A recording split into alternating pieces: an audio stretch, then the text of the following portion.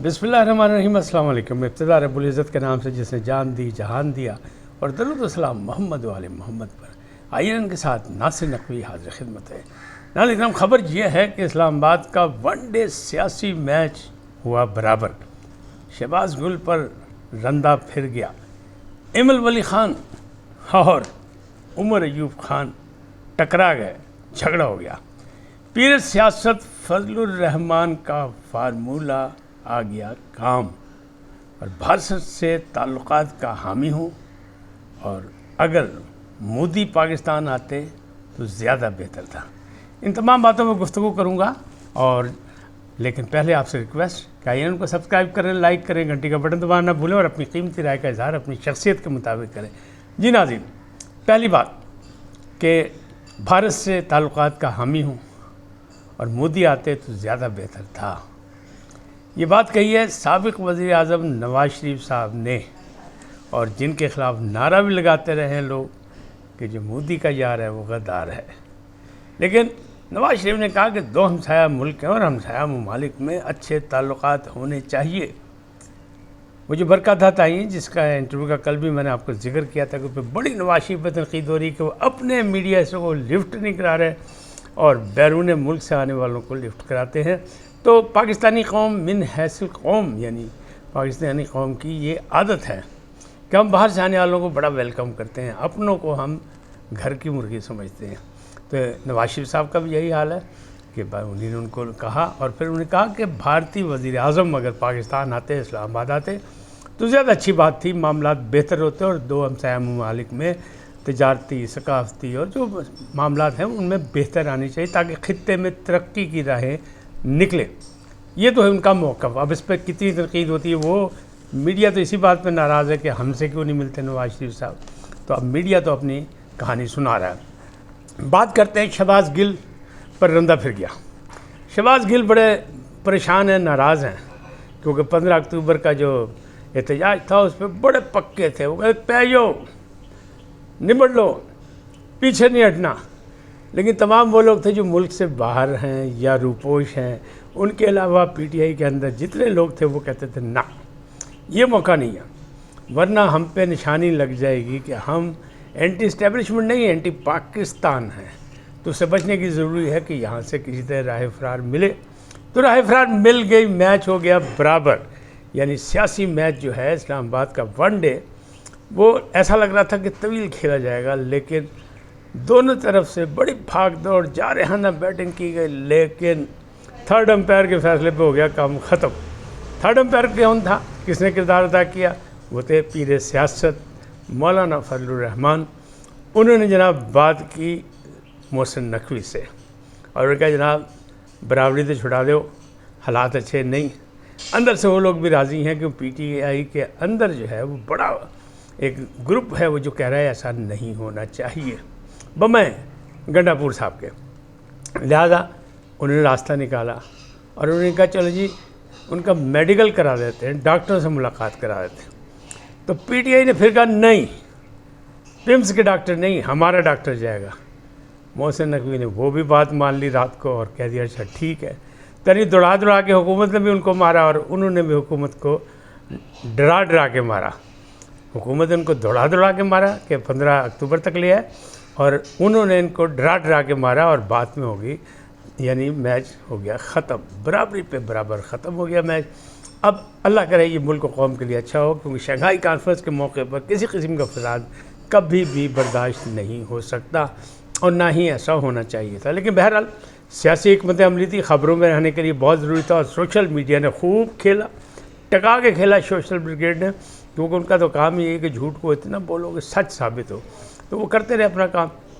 लेकिन अब वो नाराज़ हैं। कौन? सोशल ब्रिगेड के भाई ये साढ़े होया कि असी तो बहुत कुछ कहता था, असी कहता सी इमरान को जहर मिल गया है, इमरान मर गया, इमरान की सेहत ख़राब है, इमरान को अडियाला जेल में ही दफन कर दिया गया, तो रेटिंग गई में।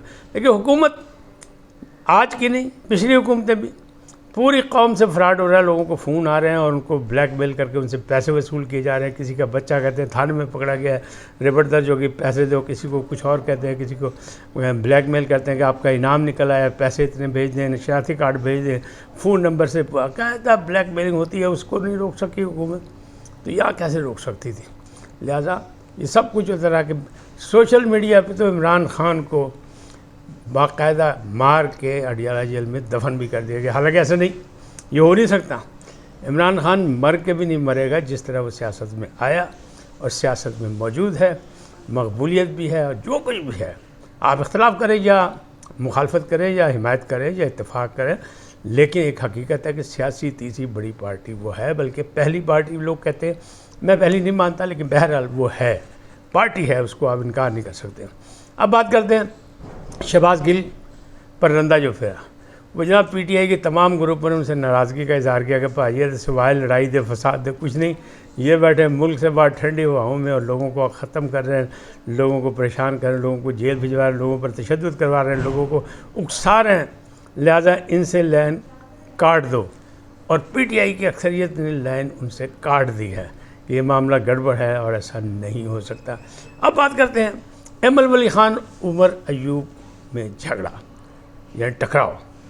وہ وہی میٹنگ وہ جو پارلیمنٹ کی ہے، پارلیمانی کمیٹی جس کے سربراہ ہیں خورشید علی شاہ، وہاں پہ ہوئی بات. اور ابھی تک پی ٹی آئی نے تجاویز نہیں دی آئینی ترامیم کے بارے میں، جبکہ حکومت کہتی ہے ہم نے کرنی ہی کرنی ہے. اور مولانا فضل الرحمان پیر سیاست کہہ رہے ہیں کہ آج ملوں گا میں بلاول بھٹو زرداری سے، کل ملوں گا میں اسی سلسلے میں نواز شریف سے، اور پھر پرسوں ملوں گا پی ٹی آئی کے لوگوں سے. لیکن پی ٹی آئی نے ابھی تک کوئی تجویز جمع نہیں کرائی. اور پھر وہاں پر ان کی پھڈا ہو گیا کہ ایمل ولی خان نے کہا کہ نہیں، جو آپ کو غلط فہمی ہے، یہ تحفظات ہیں یا خدشات ہیں، ان کو اس کمیٹی میں دور کیا جائے اور آگے چلا جائے. لیکن وہ بات نہیں بنی اور پھر ہو گیا پھڈا. مولانا فضل الرحمان کہتے ہیں ہم اتفاق کے قریب ہیں.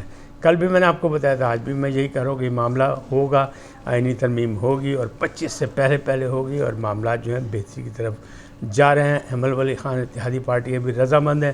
ایم کیو ایم اور پاکستان پیپلز پارٹی بالکل مفاہمت پہ آگے بڑھنا چاہتی ہے اور بڑھانا چاہتی ہے سیاست کو، اور پارلیمنٹس کے اندر رہ کے سارا کام کرنا چاہتی ہے. تو یہ معاملات تو اسی طرح آگے چلتے رہیں گے.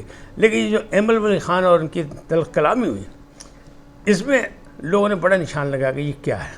بہرحال ایمل ولی خان نے اے این پی کی طرف سے باقاعدہ تجاویز جمع کرا دی، اور اس میں ایک بڑی تجویز یہ ہے کہ خیبر پختونخوا کا نام جو ہے وہ خیبر نکال دیا ہے، صرف پختونخوا کیا جائے.